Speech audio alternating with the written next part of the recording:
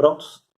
Preparados, meus amigos, para se aproximarem novamente um pouco mais da realidade espiritual de Cristo? Neste caso, vamos direto para o livro de Atos, no capítulo 13, versículo 12, aonde encontra-se o seguinte registro. À vista disto, Pedro se dirigiu ao povo dizendo: Israelitas, por que vos maravilhais disto, ou por que fitais os olhos em nós, como se pelo nosso próprio poder ou piedade o tivéssemos feito andar?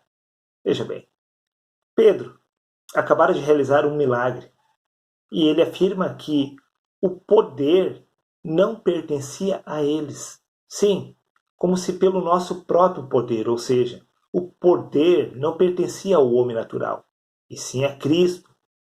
Mas por que exatamente Pedro diz que este poder não era proveniente deles mesmos? Simples. Veja o que consta no Evangelho de Lucas, capítulo 24, versículo 49, onde diz: E eis que sobre vós envia a promessa de meu Pai, disse Cristo.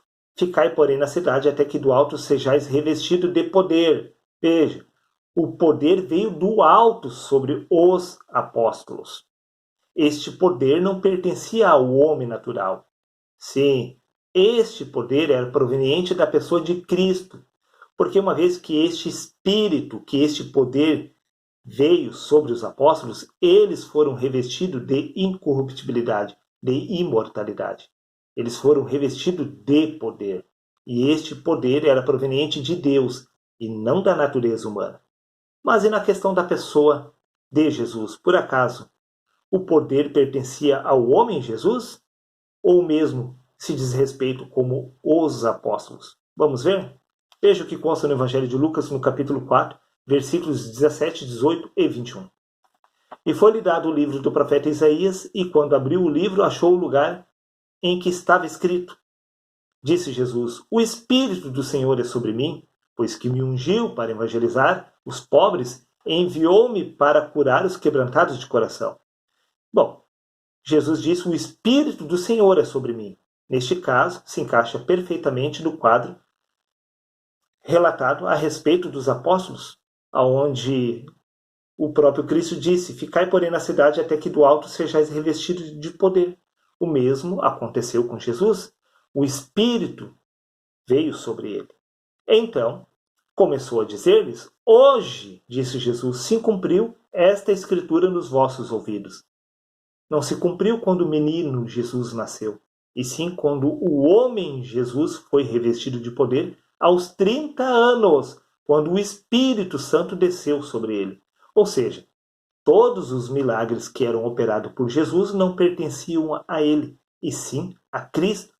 Porque antes dos 30 anos, Jesus não havia sido revestido de poder, por isso ele não operou nenhum milagre sobre esta face da terra. Assim como aconteceu com os apóstolos. Os apóstolos só tiveram seu ministério estabelecido sobre esta face da terra quando eles foram revestidos de poder, e este poder veio do alto sobre eles. Neste caso, se eles não eram Cristo antes dos 30 anos, sim, se Jesus recebeu este Espírito, que é o próprio Cristo, porque Cristo veio do alto sobre a pessoa de Jesus, símbolo do Espírito Santo. Antes desses 30 anos, aonde exatamente estava Cristo? Porque o mesmo se repetiu com os apóstolos. Antes deste momento, o que era a respeito? Aonde estava exatamente Cristo? Vamos ver? No livro de Apocalipse, capítulo 13, versículo 8, diz: O cordeiro que foi morto desde a fundação do mundo. Veja bem, o cordeiro não é o homem Jesus, porque o homem Jesus não existia desde a fundação do mundo. Jesus passou a existir 2000 anos atrás, mas a história passa de 6.000 anos, narrada nas Escrituras. Neste caso, o Cordeiro, que é Cristo. Cordeiro não é uma pessoa de carne e de sangue. Cordeiro, que é um espírito que vem do alto. Este Cordeiro estava morto desde a fundação do mundo. Veja o que consta no livro de Apocalipse, capítulo 1, versículo 18. Eu sou o que vive. Estive morto, mas eis que estou vivo por toda a eternidade. Sim. porque está ordenado morrer uma única vez. Se o cordeiro estava morto, após ele retomar a sua vida, ele não poderia tornar a morrer novamente. Porque estamos falando do espírito na carne. Nada tem a ver com corpos de homens ressurgindo dentre os mortos, lá no cemitério. Neste caso, quando diz que o cordeiro foi morto desde a fundação do mundo, estamos falando que Cristo, este corpo espiritual, já estava morto sobre a pessoa de Adão, estava morto na carne, desde o princípio, do primeiro homem, por assim dizer. Neste caso, veja o que consta no livro de 1 Coríntios, capítulo 15, versículo 44. Semeia-se o corpo natural, ressuscita corpo espiritual. Se há corpo natural, há também corpo espiritual. Mas não é primeiro o espiritual, senão o natural. Neste caso, se primeiro era o natural, o homem Adão, por assim dizer, alma vivente, logo, este espírito estava morto na carne de Adão. Porque semeia-se o corpo natural, ou seja, o corpo natural estava muito bem vivo, mas ele foi semeado para que o espírito ressuscitasse. Sim, neste caso, quando este corpo espiritual ressuscitou sobre a pessoa de Adão, então Cristo tornou a vida. Mas Adão é o símbolo da nossa pessoa. Ou seja, tudo que foi descrito sobre a pessoa de Adão deve se repetir exatamente conosco. Neste caso, Cristo está morto sobre a sua pessoa, assim como estava morto sobre a pessoa de Jesus e assim como estava morto sobre as pessoas dos apóstolos. Mas ele ressurgiu na carne, porque semeia-se o corpo natural, ressuscita o corpo espiritual. Quem está morto é este corpo espiritual, que é o corpo de Cristo. Cristo está morto na carne. É Cristo que precisa ressuscitar, e não os homens lá no cemitério. Para que o homem tenha vida, é necessário que Cristo ressuscite nele. Preste muita atenção. Veja bem o que consta no livro de 1 Coríntios, capítulo 11, versículo 26, aonde Paulo afirma: Portanto, todas as vezes que comerdes deste pão e beberes deste cálice, anunciais a morte do Senhor até que ele venha. Ora, se Cristo já estivesse ressuscitado, estivesse vivo, não haveria necessidade de Paulo ter pronunciado estas palavras. Paulo diz, portanto, todas as vezes que comeres deste pão e todas as vezes que beberes deste cálice, anunciais a morte do Senhor até que ele venha.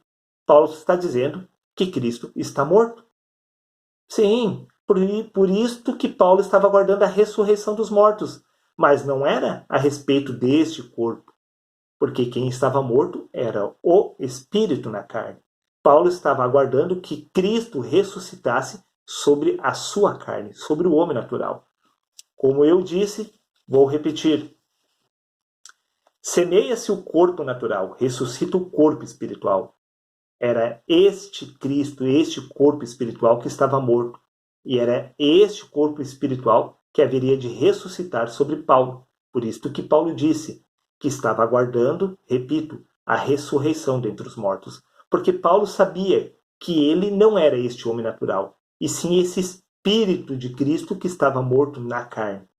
Neste caso, Paulo toma o lugar do Espírito e afirma que este Espírito, que era ele, estava morto. Então, Paulo estava aguardando que este Espírito ressuscitasse. Estamos falando de Cristo. Repito, livro de 1 Coríntios, capítulo 11, versículos 26. Paulo afirmando, portanto, todas as vezes que comerdes deste pão e beberdes deste cálice, símbolo da palavra espiritual que se encontra na Bíblia, anunciais a morte do Senhor, até que ele venha. Paulo estava anunciando todas as vezes que ele estava pregando o Evangelho.